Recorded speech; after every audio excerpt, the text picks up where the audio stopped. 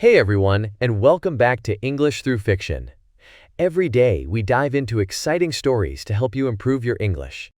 Today's episode continues our journey through Wander West, in Shadow. We're listening to Episode 5, Driven Off the Path, and getting ready for another adventure in learning English through fiction.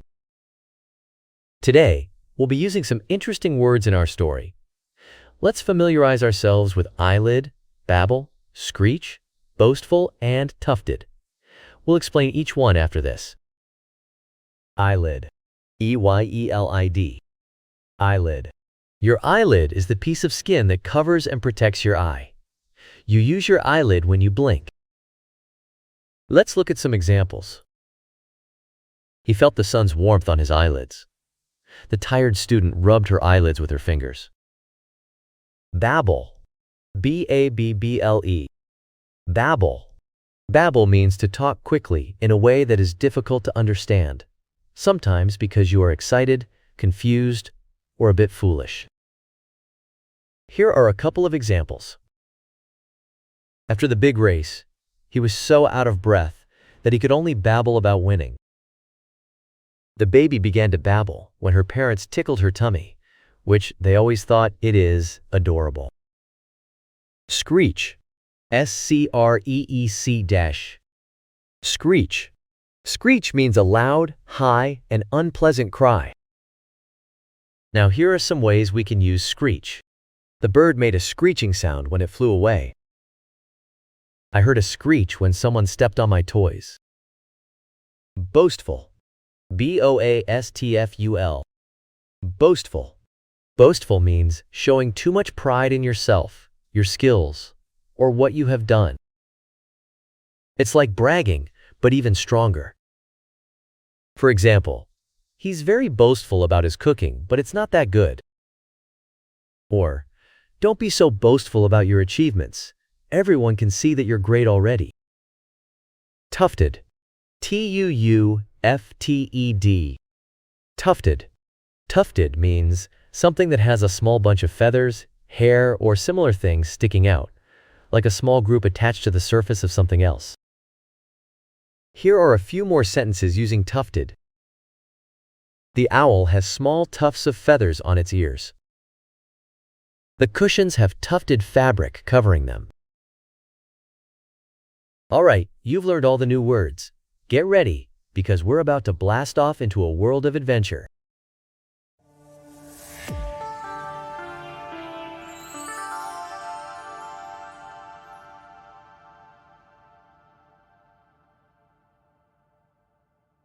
The sun's warmth on Bartimaeus' eyelids, a weight on his chest, and a low rumble in his ears stirred him awake.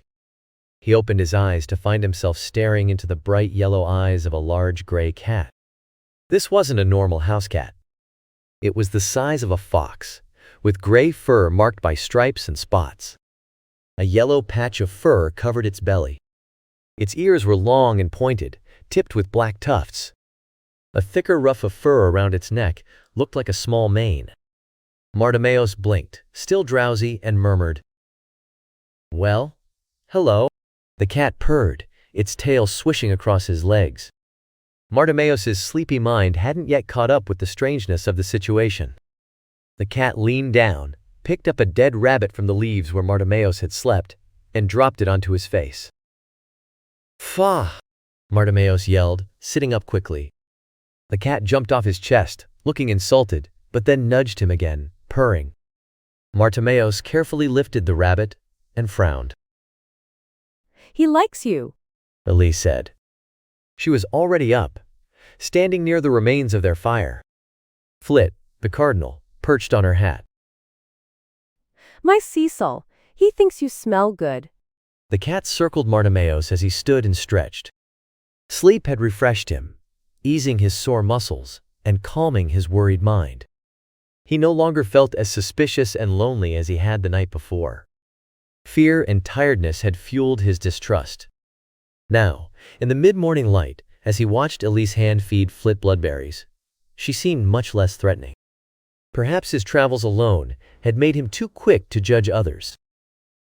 "Are berries all it takes to lower your suspicion, Flit?" He teased his familiar.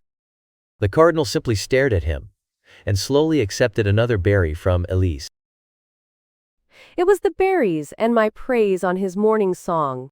Elise said, offering Flit the last berry and rubbing her red-stained fingertips together. You named him Flit? He chose the name himself, Martimeus replied, brushing leaves off his clothes.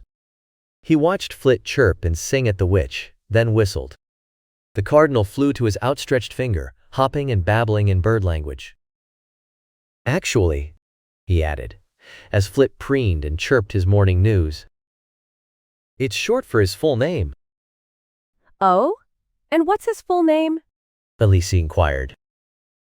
He who flits on crimson wing through the night, terror of crow and hawk, the scarlet guard of snowy wood and field. It would take all morning to say it all. Cardinals are rather boastful. Martimeus rolled his eyes as he released Flit. The tiny bird soared into the sky above the trees, circling in the joy of flight. He noticed that the rabbit wasn't Cecil's only catch.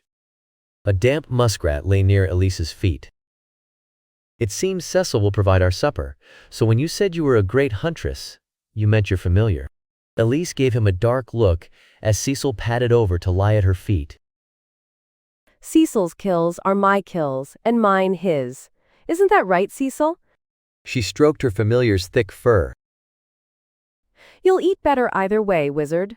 Even though it was later than usual, Martimeus lingered. Elise quickly and expertly butchered the animals. Despite his feast the night before, his stomach still rumbled, so they ate breakfast of bread and walnuts. Flit wanted to question a pair of doves about what they had seen. It seemed wise to let Flit rest longer, too, after his long flight. Martimeus and Elise talked about glamour. The sun was already high in the sky when they finally decided to leave. As Martimeus slung his satchel over his shoulder, he asked Elise, "Do you not have a pack?" Elise lifted a layer of her strange dress, revealing a waterskin and a small leather purse tucked close to her side. She must have noticed his doubtful look. He didn't think that could hold enough supplies for a long journey. Cecil finds food for me as I travel, and this is enough besides, she said, patting her waterskin. I've been wandering for a while, Martimeus. I can take care of myself. He shrugged and left it at that. He supposed she must know what she was doing. They set off down the road. Martimeus sent Flit to keep watch behind them. It was still wise to be cautious, even if the vulture men seemed to have lost their trail. He thought that if they were still following, they would have caught up by now, given his long rest. But caution never hurt. Cecil disappeared into the woods, refusing to walk on the road. He stalked alongside them, and Martimeus caught glimpses of him now and then. As they walked, they discussed the demons. Elise had seen them, but she knew little about their origins. She said she had only been in the one-road wood a few days longer than him. While they talked, Martimeus observed her behavior. She was smart, laughed easily, and enjoyed teasing him in a friendly way. She seemed friendly, in her own way. Surprisingly so, in fact. While he had been suspicious of her, she never seemed concerned for her own safety while with him. Many small things struck him: how readily she would grab his arm or happily clap him on the back. These were gestures that Martimeus wouldn't do with someone he'd just met. It was as if she had different ideas about what was appropriate with strangers. He had traveled enough to know that customs varied from place to place. He'd even been to villages where casual acquaintances kissed each other on the cheek as a greeting. And like anyone good at magic, he knew that wizards, witches, and the like often had different customs than ordinary people. But Elise's manner seemed more than strangeness. It was an odd innocence, as if she'd never learned to be wary of strangers. Her openness put him at ease, despite himself. He found he had to remind himself to stay alert around her. The companionship lifted his spirits. A tension he hadn't realized he'd been carrying began to ease. They hadn't been walking long when Elise suddenly grabbed his arm. Hold, wizard. Do you feel that? Martimeus looked at her. He had been explaining a theory about where the demons came from, connecting them perhaps to the Dolmec. He noticed her serious, slightly frightened expression. Her dark blue eyes darted around, scanning the trees. Then he felt it too. A sense of worry, of something wrong. Elise tugged at his sleeve, urging him off the road. I think we should hide, She whispered urgently. Then, everything happened at once. A loud yowl and hissing came from behind them. They turned to see Cecil racing toward them. At that same moment, a crude spear with a stone tip whizzed past, so close that Bartimaeus felt it brush his hair. It clattered on the road. The air filled with the harsh cries of buzzards. Shadows moved in the woods, the undergrowth made noise, and Bartimaeus shoved Elise across the road, jumping after her just as another spear flew overhead. He heard frantic breathing and cursing beside him. His crossbow was in his hand. He peered over the edge of the road and fired with a yell. One of the vulture men was charging toward them. In 2 steps, it would have been upon them. The bolt struck the creature in the side. Bartimaeus scrambled back, pulling Elise with him, as it fell. The injury didn't seem to slow it down. It screamed, a broken, wretched thing, its eyes flat and dull with a crazed hunger. Bartimaeus barely had time to draw his sword and rise to his knees before it attacked, its clawed hands reaching for him. Cecil's arrival saved him. The cat leaped at the demon's face, a gray, howling blur of claws and teeth. The demon shrieked and shook itself free. Cecil nimbly dodged its claws. Bartimaeus seized the opportunity, thrusting his sword deep into the creature's chest. It screamed and grabbed at him. He danced back, out of reach of its weakening claws. It chittered and kicked as it died, its big beak snapping at the leaves. Mere moments had passed since Elise first grabbed his arm. Piercing, whistling buzzard screeches filled the air, so sharp they seemed to cut through his skull. More of them were coming, rushing down the road, some running backward, their legs and arms bending at strange angles, the single large eye on their backs staring. There was no time to hesitate.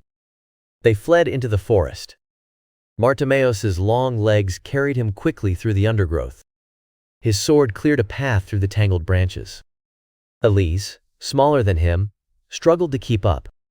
She stumbled and screamed, a desperate, inhuman sound. Bartimaeus whirled around. Elise lay on the ground, staring up at a demon. It approached backward, its limbs snapping, the wide eye on its back fixed on Bartimaeus.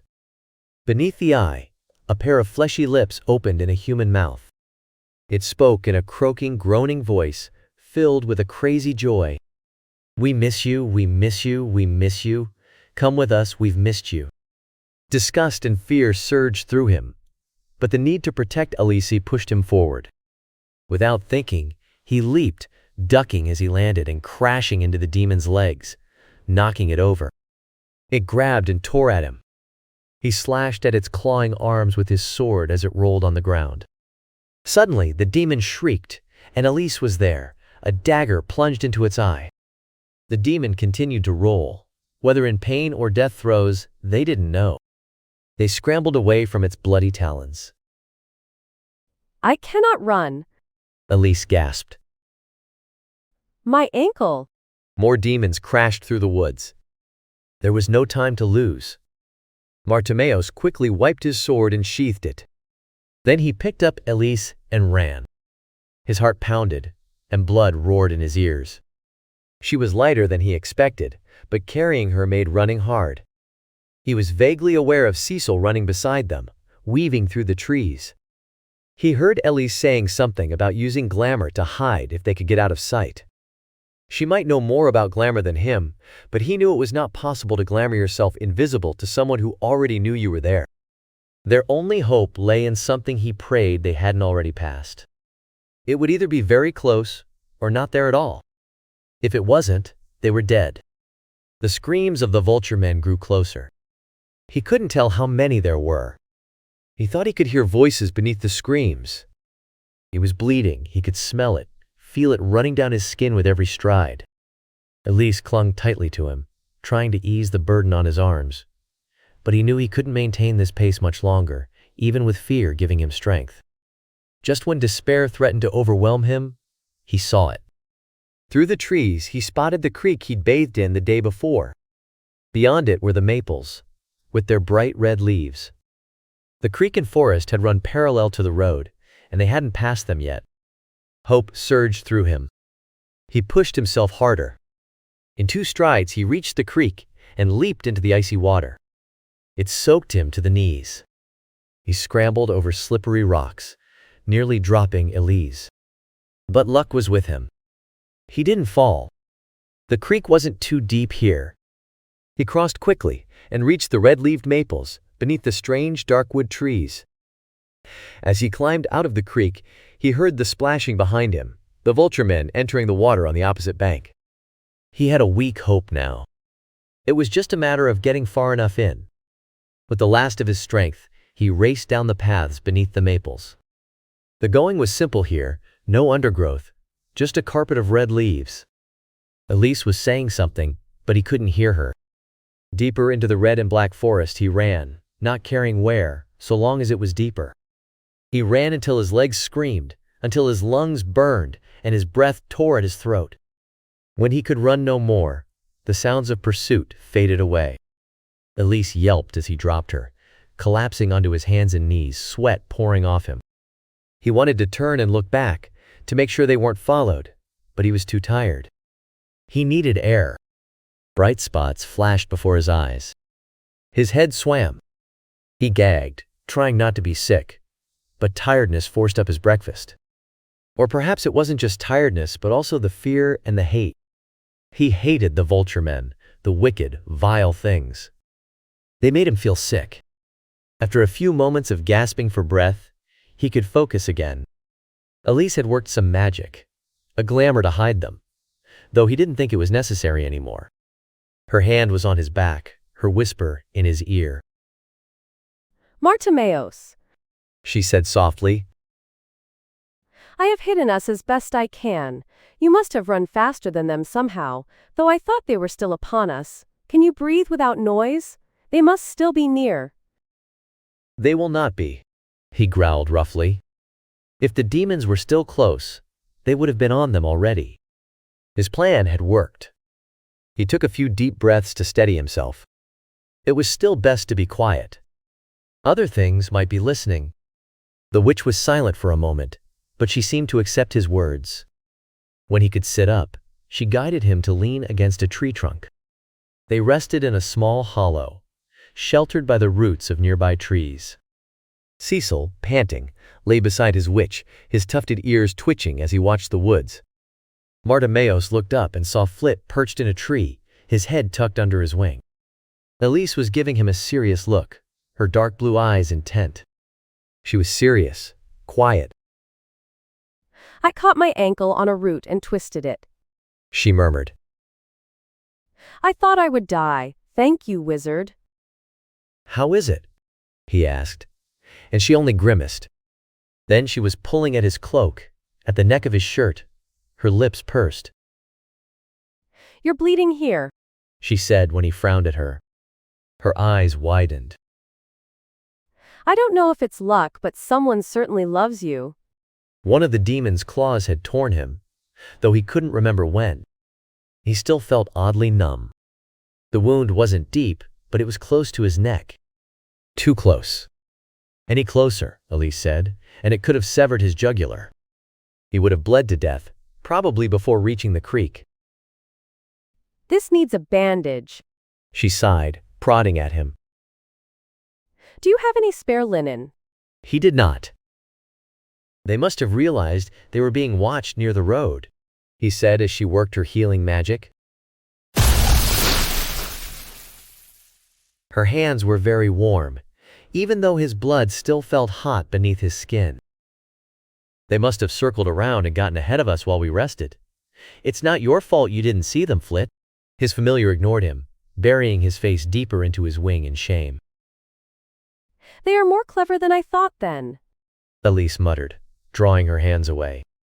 She shuddered. and weirder. I hadn't seen them move so backward before, and I didn't know they could speak. What do you think it meant? Silly demon talk. Martimeos turned his head and spat. Demons didn't understand the world or language the way normal people did. What they said might make sense to them, but not to others. Stupid things.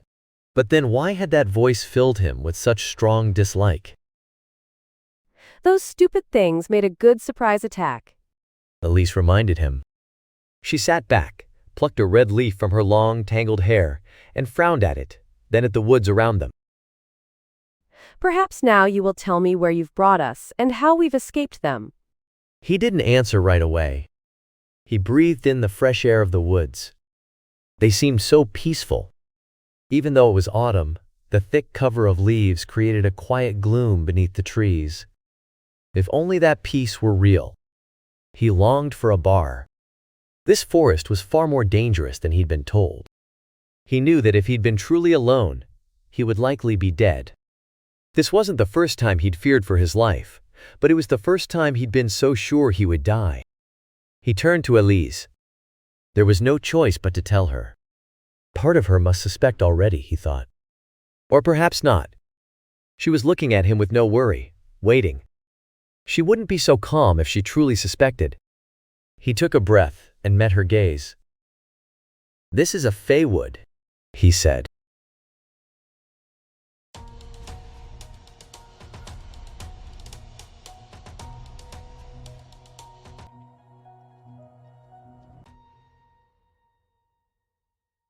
And that's all the story we have for you today. Some words from the story might be tricky, but they help describe the magical world. Let's learn about a few of them. A ruff is like a fluffy collar of fur, just like the one Cecil, the big cat, had around his neck. Think of a lion's mane, but smaller. A muskrat is a small animal that lives near water. It's kind of like a furry rat, but it's a different animal. Cecil caught one for supper! A Feywood is a magical forest where fairies and other magical creatures might live. It's a special place filled with secrets. That's the kind of woods that Bartimaeus and Elise end up in at the end of the story. Glamour is a kind of magic that changes how things look. It can make things disappear or change their shape. Elise used glamour to hide herself and Bartimaeus. That's it for today's adventure in Wander West in Shadow. We hope you enjoyed learning English through this exciting story. Join us next time for another episode, where we'll uncover even more. Goodbye for now, and see you in the next episode.